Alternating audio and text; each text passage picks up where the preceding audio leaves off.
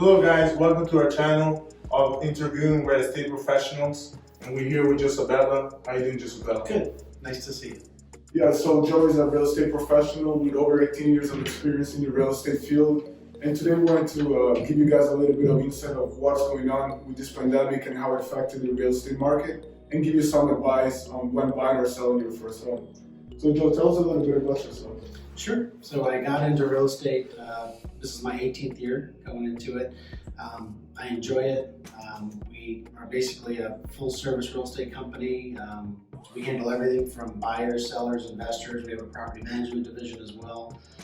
So it's basically a full spectrum of real estate. So we've seen changes in all different parts of the real estate aspects. Absolutely, that's great. So what do you think are the most common mistakes buyers and sellers make when buying or selling a house? I think basically from the seller standpoint, not preparing the home for sale. I call it the pre-packing party, if you will. So getting all the clutter out, staging the home properly, making it look as, I call it model-like as possible. You want it to be able to be crisp and clean and move in ready. Not seeing beds not made, things like that. Yes. So everything down to any personal clutter to take it out.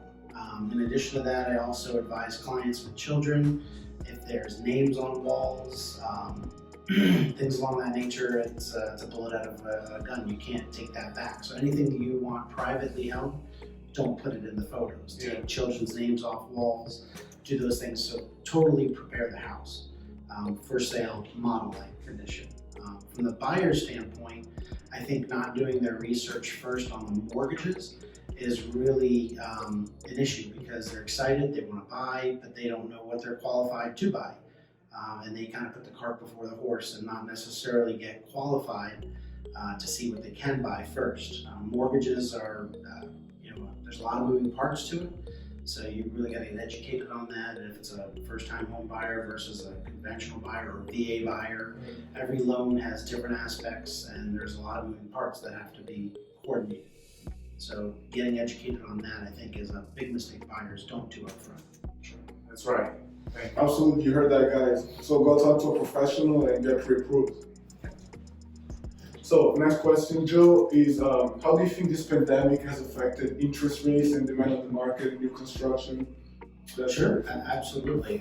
So the pandemic is something we're all dealing with. It's brand new, right, to all of us. So we're learning on the fly here, but ultimately it actually has created a positive outcome for the market. It actually has driven down interest rates. New construction was already a pretty hot thing, and a lot of people actually decided to, some people took their home off the market, which created an inventory shortage, and new construction was there. It's easy to show, it's new, it's vacant.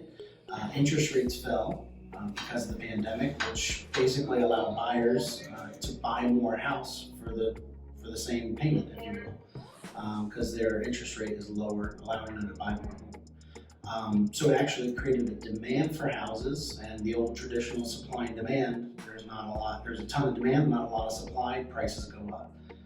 So that's what we've seen, and there's bidding wars on properties.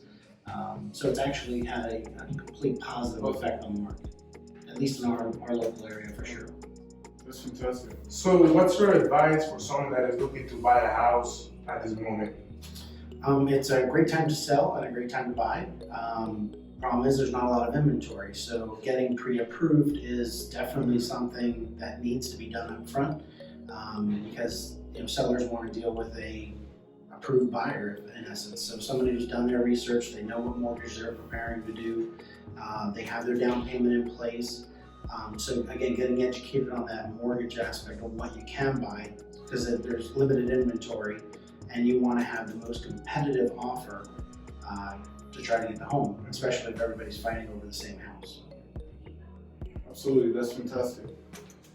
So last question right here is, what do you think people should be doing with their money right now? I always think real estate is a great investment overall. Traditionally, real estate will always appreciate, for the most part, between 6 to 10%, depending on the market. But I think it's just a piece of your investment portfolio. I don't always think you should have all your money in real estate. But just like everything else, it goes up, it goes down. But timing that market is really why it's crucial to have a real estate agent on your side who knows the market, especially locally, where you're buying, because that agent is very educated on that aspect of the market. They'll know things that maybe the general public won't know. That can help you make that right financial decision at the right time. Yeah. That's great. So you heard that, guys. If you have extra money saved up, don't just sit it. Work with professionals and try to invest it in profitable assets. Well, thank you so much, Joe, for your time. It's been a pleasure for us. And yeah, thank you guys for tuning in. You can just keep checking our social media pages, and we'll be linking down his social media pages as well if you guys want to work. He's a great professional, has a lot of experience. Yeah, thank you so much for tuning in. It's been a pleasure. Thank you. Thanks for your time. Thank you.